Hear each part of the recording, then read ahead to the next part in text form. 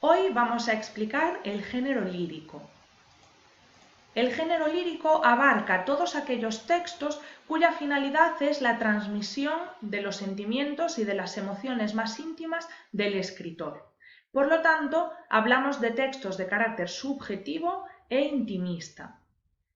Los textos del género lírico pueden hablar de prácticamente cualquier tema, pero los más habituales, como decimos, son los sentimientos, tales como el amor, ya sea un amor feliz y alegre o un amor desgraciado, el dolor provocado por distintas causas, pues por la muerte de alguien, por una injusticia, o la alegría. Normalmente los textos líricos están escritos en verso, no siempre, porque también existe la prosa lírica, pero la gran mayoría de las veces los textos del género lírico son poemas.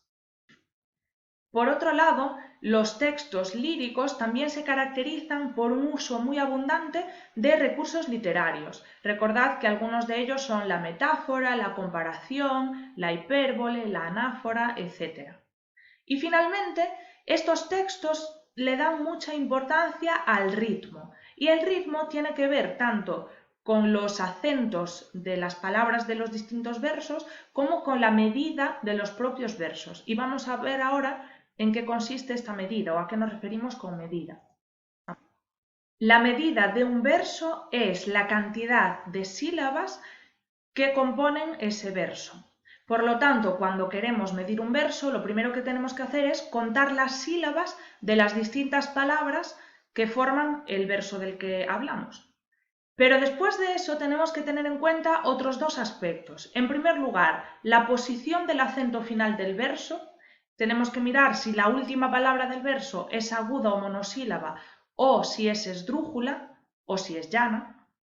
Y por otro lado tenemos que tener también en cuenta las licencias métricas, que son la sinalefa, la dialefa y la sinéresis. Y ahora vamos a explicar en qué consisten estos dos aspectos de los que acabo de hablar. Bien, lo primero, la posición del acento final. Cuando nosotros contamos las sílabas de las palabras que componen un verso, inmediatamente a continuación debemos mirar la última palabra de ese verso. Si esa última palabra es aguda o monosílaba, tenemos que sumar al total de sílabas que habíamos contado 1. Vamos a ver un ejemplo. Supo controlar mi emoción y con ella se llevó mi devoción. Fijaos, vamos a contar las sílabas de estas palabras. Supo controlar mi emoción, nos daría 8. Y con ella se llevó mi devoción, nos daría 11. Pero acabamos de decir que si las últimas palabras de estos versos son agudas, como ocurre aquí, tenemos que sumarle 1. Entonces, en el primer caso tendríamos un total de 9 sílabas y en el segundo un total de 12 sílabas métricas. Vamos a ver qué pasa si tenemos una última palabra que es esdrújula. Pues lo que hacemos es, en lugar de sumar 1, restamos 1. Fijaos en los ejemplos. Su rostro simpático, su sonrisa bellísima. Si sumamos las sílabas de su rostro simpático, nos da 7. Y en el segundo caso, su sonrisa bellísima nos daría 8. Pero como tanto simpático como bellísima son palabras esdrújulas, tenemos que restar 1 a estas cifras. Por lo tanto, en el primer caso tendríamos 6 sílabas métricas y en el segundo caso 7 sílabas métricas. Bien, una vez que hemos hecho eso, tenemos que mirar las licencias métricas. Con este nombre hacemos referencia a unos recursos que utilizan los poetas para mantener el número de sílabas en los versos.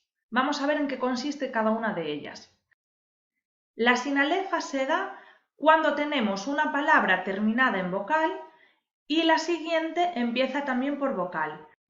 En esos casos lo que hacemos es, en lugar de contar dos sílabas distintas, contar una única sílaba compuesta por esas dos vocales.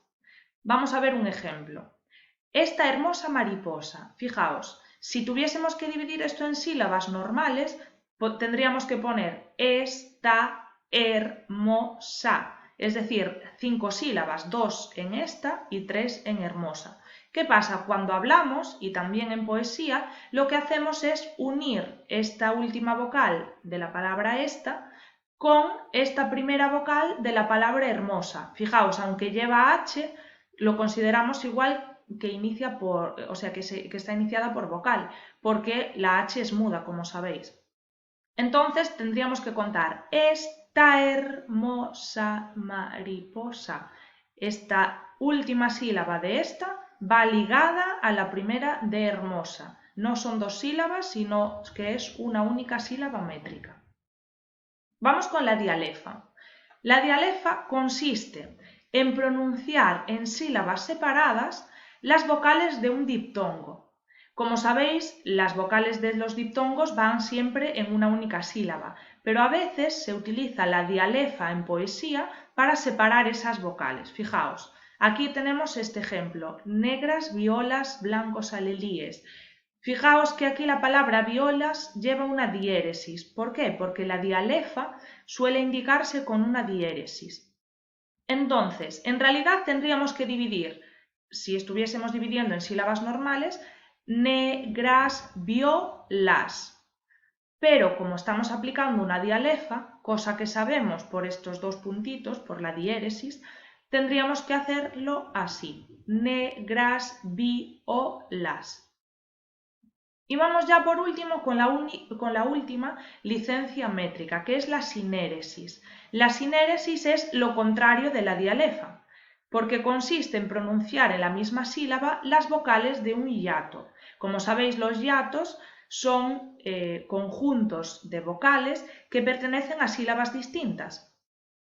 Pero al aplicar la sinéresis lo que hacemos es pronunciarlas juntas en la misma sílaba. Fijaos, purpúreas rosas sobre Galatea. Aquí lo que tendríamos que hacer normalmente sería decir purpúreas. Aquí tenemos 2 vocales que forman un hiato, fijaos que son 2 vocales abiertas, la E y la A, y en cambio cuando contamos van en la misma sílaba. Purpúreas rosas sobre Galatea. De hecho, si os fijáis, mirad, aquí tenemos un hiato y lo pronunciamos junto, y aquí tendríamos otro hiato que va separado, es decir, como su forma normal. La sinéresis la estamos aplicando aquí, en este primer caso. ¿Cómo sabemos entonces, si estamos diciendo que lo normal sería pronunciarlo como un hiato, con sílabas separadas, cómo sabemos cuándo hay una sinéresis?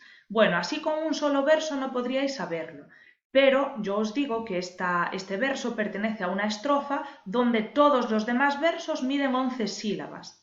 Si aquí no aplicamos la sinéresis, este verso nos daría 12 sílabas, es decir, sería distinto a todos los demás. Y eso es algo que prácticamente nunca ocurre, ¿vale? Por lo tanto, para igualar este verso a todos los demás de 11 sílabas, es necesario que hagamos aquí una sinéresis, es decir, unir en la misma sílaba 2 vocales que deberían pertenecer a sílabas distintas. Recapitulando entonces, ¿cómo tenemos que hacer para medir los versos de un poema? Bien, lo primero, como hemos dicho ya, es contar las distintas sílabas de las palabras que componen el verso. En segundo lugar, tenemos que detenernos y fijarnos en la última palabra de ese verso. Si la última palabra es aguda o monosílaba, tenemos que añadir una sílaba.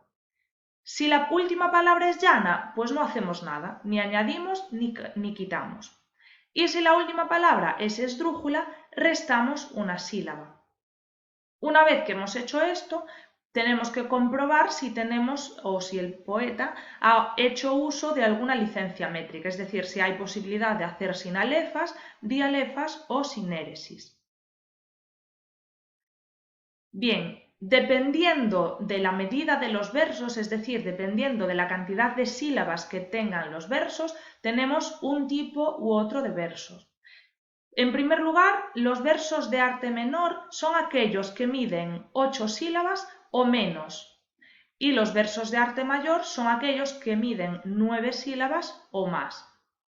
Dentro de los versos de arte menor tenemos los bisílabos de 2 sílabas, trisílabos de 3, tetrasílabos de 4, pentasílabos de 5, hexasílabos de 6, heptasílabos de 7 y octosílabos versos de 8 sílabas.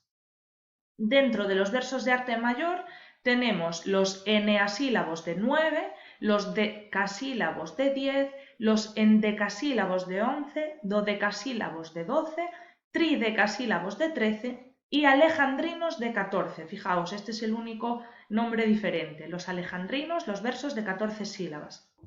Tenéis que saber también que existen además los versos de más de 14 sílabas, aunque no suelen ser tan habituales porque ya se parecen más a la prosa, pero sí existen. En estos casos hablamos de versos compuestos y estos versos están formados por dos partes iguales, a las cuales llamamos hemistiquios, y aparecen divididos por una pausa a la que llamamos cesura. Esta pausa simplemente se hace para poder respirar cuando los leamos.